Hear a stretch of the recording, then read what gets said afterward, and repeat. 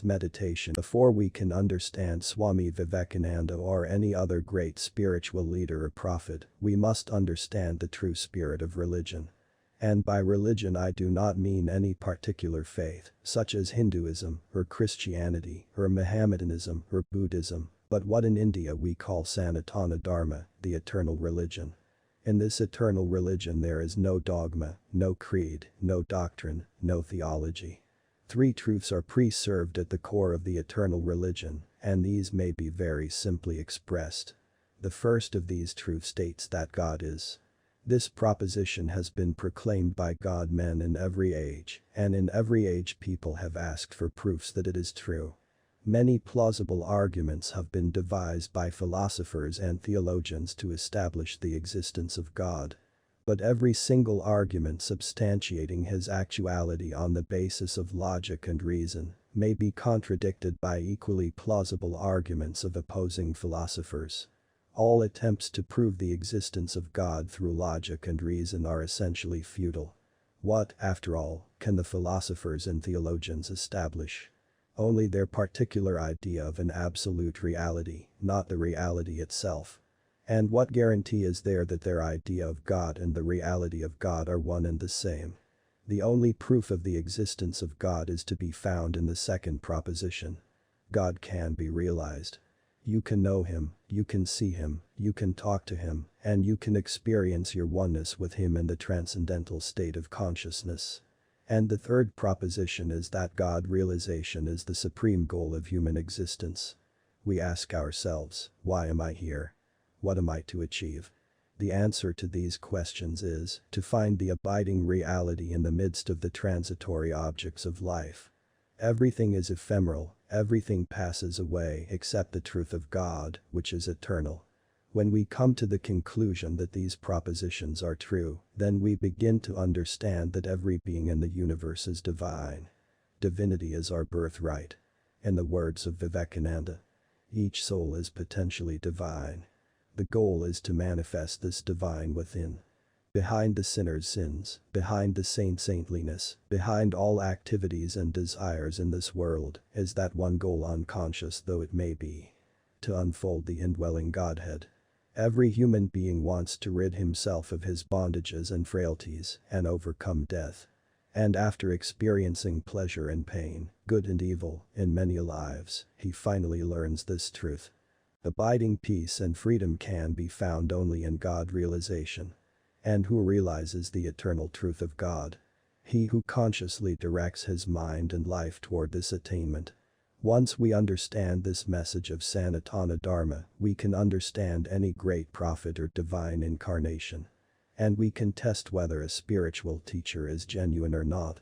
The criterion is: does he give the message of eternal religion? Does he teach that God is, that he can be known, and that the purpose of life is to know him?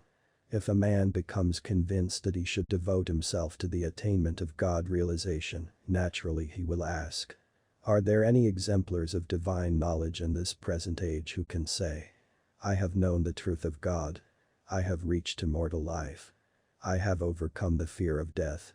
This question arose in the heart of young Naren, the future Swami Vivekananda. Naren was born with the ability to discriminate between the eternal and the non-eternal. Sense pleasures and enjoyments did not attract him, knowing as he did that they are ephemeral. Philosophy and books did not satisfy him. He wanted to find the abiding reality behind the fleeting things of life. He wanted to meet a man of enlightenment, a living exemplar of religious truth. And so he went to various priests and preachers, asking each one, Sir, have you seen God? Not one of them could answer that he had. At long last, Naren went to Sri Ramakrishna, who was serving as priest of the Divine Mother in the Kali temple at Dakshineswar. This meeting between Naren and Sri Ramakrishna has a great significance. The master was living in the Dakshineswar temple garden as if on an island, far away from the noise of the world. He hardly knew how to read and write. He had no book learning. And he had no idea of Western culture, education, or politics. Naren, on the other hand, was steeped in Western science and philosophy. And he approached religion with the Western spirit of rationalism and inquiry.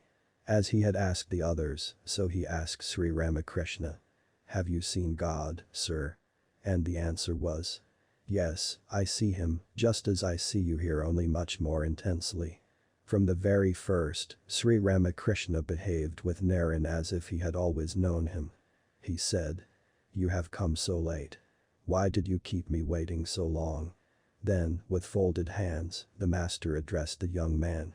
You are the ancient sage Nara, a part of Narayana the Lord, born on earth to remove the sufferings of mankind. And Naren thought to himself. Who is this man to whom I have come? He must be mad. Yet the master's behavior with others seemed perfectly normal, and Naren could not help but be impressed by his evident renunciation and saintliness. After returning to Calcutta, Naren could not get Sri Ramakrishna out of his mind. And he began to visit the master often, feeling the attraction of his magnetic personality. Sri Ramakrishna, on his part, recognized Naren as his apostle at their first meeting. Furthermore, he knew his future disciple to be a Nityamukta, an ever-free soul. An associate of God, the Nityamukta incarnates on earth for the good of mankind. Sri Ramakrishna regarded 6 of his disciples as belonging to this category of perfect souls, and among these was Naren. The master was very careful to train each of his disciples according to his own particular temperament and capacity. He considered Naren ready to follow the path of Advaita Vedanta, or non-dualism, from the very beginning. In this path, the aspirant rejects all transitory phenomena, asserting that Brahman, the impersonal existence behind name and form alone, is real. In this connection, the following reminiscences, which I heard directly from Swami Vivekananda, may be of interest. This brother monk of Swamiji, Vivekananda's familiar name in later years, told me. At one time I was very interested in Advaita Vedanta. I spent much time reading Shankara and studying the scriptures, and therefore did not visit Sri Ramakrishna often. Later, one day, the master said to me. Why did you not come to see me? I explained to him that I had been studying Advaita Vedanta. So, he asked me. Well, what is the truth of Vedanta? Isn't it that Brahman alone is real and that the world is unreal? The master added. You may say that the world is unreal, but if you put your hand on a thorn, the thorn will prick your hand. But there is one, Naren, if he says there is no thorn, there is no thorn. When Naren first came to Sri Ramakrishna, he was imbued with the religious ideal of the Brahmo Samaj, a theistic movement whose members worshipped God as a personal being with attributes, but formless. Naren, in those days, therefore thought it blasphemy to say, I am Brahman. When Sri Ramakrishna wanted him to read the Ashtavakra Samhita, a treatise on extreme non-dualism, Naren objected that the ideas expressed in the book were atheistic and sinful. The master smiled and said. Just read a little to me. You won't have to think that you are Brahman. One day at Dakshineswar, Naren and a friend were smoking and making fun of Advaita Vedanta. Naren said. How can it be that this jug is Brahman, this cup is Brahman, and we too are Brahman? Nothing could be more absurd. Hearing them laugh, Sri Ramakrishna came out of his room and asked. What are you talking about? And he gave Naren a touch. As a result, Naren had an experience which he later described as follows. That magic touch of the master that day immediately brought a complete revolution over my mind. I was amazed to find that there really was nothing in the universe but Brahman. For the whole day I lived in that consciousness. I returned home, but there too everything I saw appeared to be Brahman. When I sat down to eat, I found that the food, the plate, the server, and I myself were nothing but Brahman. I took 1 or 2 morsels of food and again was absorbed in that consciousness. All the while, whether eating or lying down or going to college, I had the same experience. I was constantly overwhelmed with an indescribable intoxication. While walking in the streets, I noticed horse carriages go by, but I did not feel inclined to move out of the way. I felt that the carriages and I myself were made of the same substance. When this state abated a little, the world began to appear to me as a dream. When I returned to the normal plane, I realized that I had had a glimpse of the non-dual consciousness. Since then, I have never doubted the truth of non-dualism. Sri Ramakrishna did not want any of his disciples to be one-sided. Through the Master's grace, Naren had had a glimpse of the impersonal reality. Now Sri Ramakrishna wanted to teach him that God can also have form. But Naren was firmly opposed to image worship and used to call the Master's visions of the Divine Mother Kali hallucinations. Meanwhile, Naren's father had died, leaving his family poverty-stricken. As the eldest boy, it was Naren's duty to provide for his mother and two brothers. He looked for a job, but could not find one. Worried and sad, he came to Sri Ramakrishna and appealed to the Master to pray for the removal of his family's wants. Sri Ramakrishna said, "I can't make such demands. Why don't you go and ask the Divine Mother yourself? You don't accept her, that's why you suffer so much." Then the Master told Naren to go to the Kali temple. On the way, Naren was filled with divine intoxication, and when he saw the image, the Divine Mother appeared to him living and full of consciousness. When he returned to Sri Ramakrishna, the Master asked him if he had prayed to the Mother on behalf of his family. But Naren had forgotten all about it, he had asked the Mother only for pure knowledge and pure devotion. Sri Ramakrishna sent him back to the temple to pray to Mother Kali to provide for his family's needs. At the sight of the Divine Mother, Naren again went into ecstasy. All his problems vanished in her presence. The Master sent Naren to the temple once more, and for the third time the young disciple could not pray for anything material. Then he understood the lesson the Master had wanted him to learn. He bowed before Mother Kali and her power. After returning to the Master's room, he begged Sri Ramakrishna again to pray to the Divine Mother on behalf of his people. And now the Master agreed, saying, "All right, they will never be in want of plain food and clothing." This actually proved to be the case. Naren had now realized God with form as well as without form.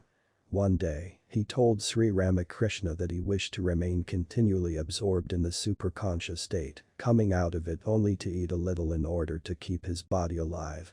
The Master was displeased and said, "Shame on you. There is a higher state than that. Naren was born for the good of mankind. He was not meant to taste the bliss of God only for himself, sitting absorbed in meditation, but to share this bliss with others." And so, the Master taught Naren the highest spiritual ideal. To realize God and live in the service of mankind. How this service was to be performed, Naren learned in a unique manner. On one occasion Sri Ramakrishna was seated in his room, surrounded by his disciples. Naren was present. The Master was quoting the following teaching of a great saint. Utmost compassion should be shown to all creatures. Sri Ramakrishna, in ecstasy, repeated the word compassion and then remarked, "Who am I to show compassion to others? No, not compassion for man, but service to him as the manifestation of God." On coming out of the room, Naren said, "If the Lord grants me the opportunity, I will proclaim throughout the world the wonderful truth I have heard today." And he did proclaim this truth. See God in every being and serve not as philanthropy, but as a spiritual practice, as worship. After the passing away of Sri Ramakrishna, his monastic disciples plunged themselves into spiritual disciplines. Swamiji passed several years traveling through India as a wandering monk. He practiced meditation intensively and depended entirely on the Lord for food and shelter. Seeing his people's poverty and suffering, he realized that the economic and educational standards of the masses needed to be raised. How could they be taught religion when their stomachs were empty? He received the inspiration to plan a voyage to America, there to give the message of Vedanta and to raise funds for his needy countrymen. Money was collected for his passage to the United States and Swamiji gave it away to the poor. Another fund was collected. But Swamiji wanted to know the Lord's will directly before undertaking the journey. After praying to Sri Ramakrishna, he had a vision of the Master, walking on the ocean and beckoning him to follow. Vivekananda preached his first sermon in Chicago at the world's Parliament of Religions, where the Western intellectuals of his day had congregated. What was the substance of Vivekananda's message? It was the message of harmony and universality in religion.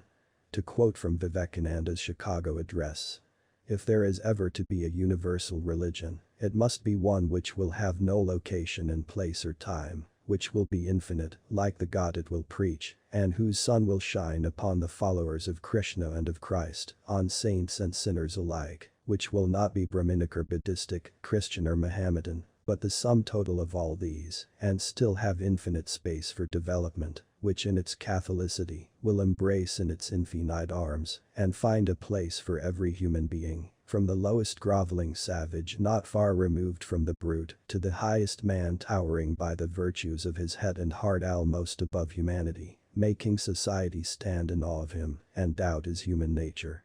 It will be a religion which will have no place for persecution or intolerance in its polity, which will recognize divinity in every man and woman, and whose whole scope, whose whole force, will be centered in aiding humanity to realize its own true divine nature. This is, in short, the message of Vivekananda. Now again, Vivekananda had a dream. And his dream was to harmonize the cultures of the East and the West. If we go to the original teachings of Christianity, we find there the one eternal truth of all religions. And if we go to the original teachings of Hinduism, we find there that same eternal truth. But what is preached as Christianity today and what is preached as Hinduism, that is what we have to consider, and that is where harmony must be established between the Eastern and Western cultures. What has been the emphasis in the West? Humanistic and scientific development. Yes, there are God-fearing people. But what is their objective? For the majority of them it is enrichment of their life on earth. The idea of contemplation also exists in the West, but generally speaking, contemplation is considered to be a means for a temporal end. The religion taught by Christ to know the truth, to pray unceasingly, to be perfect even as the Father in heaven is perfect has become forgotten. And what has been the emphasis in India? The spiritual life. Achievements in the external world were neglected because they were considered ephemeral. And what is the result? A few individuals devote themselves to God and become saints, and the masses fall into inertia and idleness because they are not ready to devote themselves to a meditative life. That of course is not the true religion of the Hindus, but that is how Hinduism has been preached and misunderstood. And so, the Western and the Eastern spirit, action and contemplation, are to be harmonized and combined. If external achievements are made the goal of life and God the means to reach that goal, there will continue to be suffering and misery. But if God is known to be the supreme purpose of existence, and activity and outward achievements are made the means to fulfill this purpose, then the divinity within man will become manifest, and he will see this divinity everywhere. This is the essence of religion, which Vivekananda summed up as follows. Do not depend on doctrines, do not depend on dogmas, or sects, or churches or temples, they count for little compared with the essence of existence in man, which is divine, and the more this is developed in a man, the more powerful is he for good. Earn that first, acquire that, and criticize no one, for all doctrines and creeds have some good in them. Show by your lives that religion does not mean words, or names, or sects, but that it means spiritual realization. Only those can understand who have experienced it. Only those who have attained to spirituality can communicate it to others, can be great teachers of mankind. They alone are the powers of light.